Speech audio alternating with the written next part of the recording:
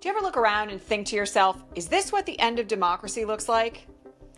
People getting snatched off the streets by ICE, attacks on bodily autonomy, horrible court decisions that make us feel like our democracy is in total peril, and headlines that just seem to get worse and worse by the hour. If you're scared about the future of democracy, I'm here to tell you that you're not being dramatic. You're just paying attention. But the thing about this moment is that fear can't get the final word. We need to lead from strategy instead of panic, and we can't do it alone. This video is about exactly that. What's at stake, what fear is doing to our movements and our capacity to create change, and how we can lead when the ground is shaking underneath our feet. If you're new here, I'm Elizabeth Cronise McLaughlin. I'm a leadership strategist, an activist, a former Wall Street lawyer, and the founder of the Ripple Effect Institute. For 15 years, I've been working with some of the most incredible change agents in nonprofit, activism, and even in corporate environments. We help progressive leaders build movements that last. And this channel is your home for strategy that's honest, grounded, and built to survive the chaos. So hit subscribe and tap that bell, and let's get to work. Okay, let's start with some hard truth. We're not on the downslope to authoritarianism. We're already there. We're seeing dissent criminalized in the streets of our cities and our own military and National Guard being weaponized against the First Amendment right to protest. We're seeing the dismantling of voting rights in many states. We're seeing our friends and neighbors get snatched off the street in front of Home Depot and from their places of employment. And budgets are dismantling the safety net and fueling state violence. This is the terrain we're standing on. And for so many of you watching, and for me, if I'm being honest, there's a constant hum of fear right under the surface. We're all asking, what if we lose the next election or elections are compromised? What if our rights disappear entirely? What if we can't keep the people we love safe? Your fear is not a weakness. It's wisdom, and it's a warning bell. It means that you're awake. But I also have to tell you that fear is a tactic. It's a feature and not a flaw of authoritarian systems of government. They want us to freeze. They want us shut down. They want us believing that we can't win. They want us numb and cynical because the violence is so omnipresent. So let me just tell you another real truth here. If you're scared, you're still in the game. And that's really important because that fear can be a motivator to make a difference. It matters. Let's talk now about the cost of panic, because there's a real difference between legitimate fear and straight panic that puts us into fight, flight, or freeze. Right now, I'm seeing a lot of leaders and people who really want to make a difference stuck in a reactive panic. We jump from crisis to crisis. We try to hold everything. We try to do everything. We spiral, we isolate, and then we burn out. That's what panic does. And that chaos, it's keeping us from building change that actually makes a difference and change that will last. So let me let you in on a real truth here about how to build change in this moment. Panic does not build infrastructure. It doesn't train new leaders. It doesn't coordinate across geography or identity. It doesn't change the playing field. And let me tell you something else here. When we're panicked, we have a tendency to lash out. That may be an outraged post on social media. It may be screaming into the void. It may play out in the way we take our stress out on our friends and our family. It's a recipe for collapse. I know this panic spiral really well, not just from the people that we work with at the Ripple Effect Institute, but also in my own experience over the last 10 years. There are days where the news is so horrifying that it's tempting to just check out entirely. But every time I felt that, I came back to a really important truth. The antidote to chaos is structure. The antidote to fear is to focus our change-making efforts. And the antidote to authoritarianism is community power. Power that is strategic, sustainable, and stubborn as hell. So let's get clear. What's actually at stake right now? Because we're not talking about some nebulous theory of democracy. We're talking about real, tangible freedoms. The right to vote, the right to seek asylum, the right to bodily autonomy, the right to a truthful and affordable education, the right to protest, the right to access health care, the right to live free from state violence and raise your children in safety, the right to a future on this planet. This isn't abstract. This moment that we're living through is about our very survival. But I'll let you know something. At every critical turning point in history, we've seen movements rise in the face of repression. The struggle for Black freedom and liberation, queer and trans liberation movements, anti-colonialist movements, anti-fascist resistance.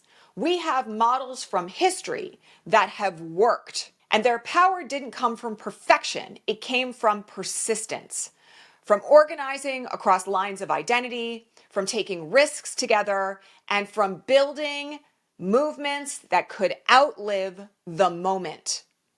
That is what we need right now. Here on this channel, I have spoken before about the wisdom of the great organizer Adrienne Maree Brown and her theory on moving at the speed of trust. In the face of panic, we sometimes make bad decisions. We move too quickly, or we respond to everything at once, even when everything might not be relevant or when that strategy could fail. Deciding to move strategically and at the speed of trust within movements makes an enormous difference to the success or failure of the change that we are trying to build.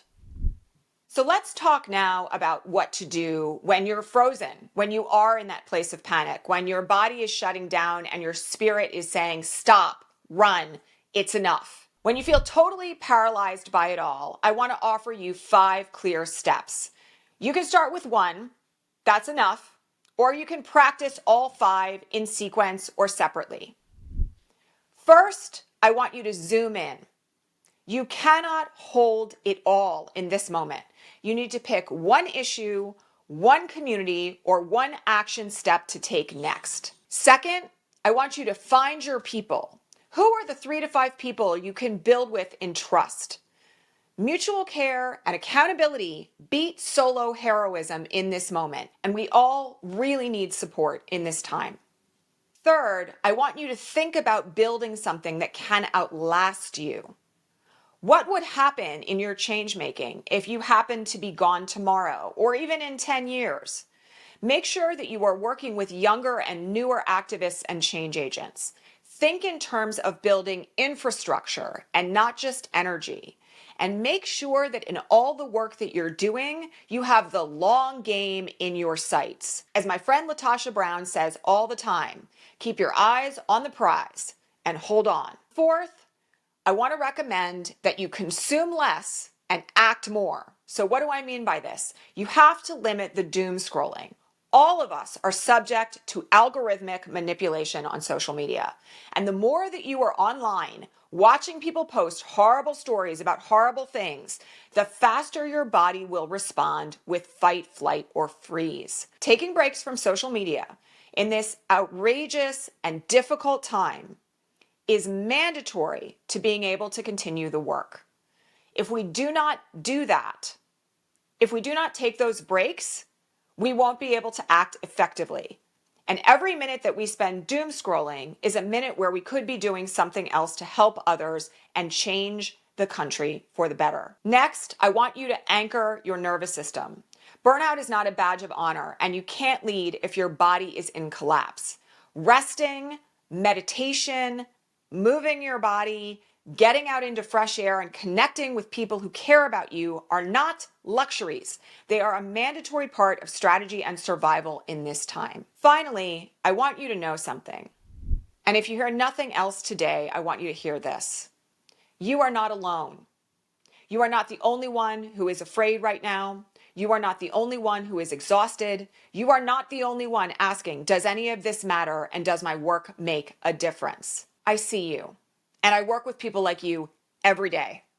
Inside the Ripple Effect Institute, we work with leaders who are navigating fear and building strategy in the face of it. They're learning how to make their leadership sustainable, how to create real power and change in this moment, how to stop holding everything, and how to build what can last without burning out. You don't have to figure all of this out by yourself, and you're not actually supposed to.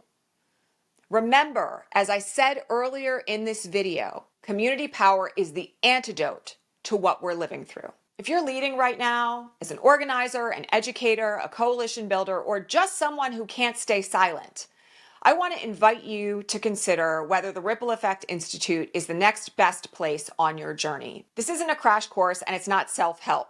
It's a strategy incubator for change agents and a community sanctuary for people who are building a better world. We work with leaders who want to move from urgency and panic to infrastructure and change. Inside the Ripple Effect Institute, we teach sustainable leadership.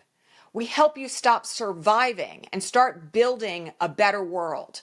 And we do it together because none of us can do this alone. If you're ready for deeper support, I want to invite you to book a strategy call with our team.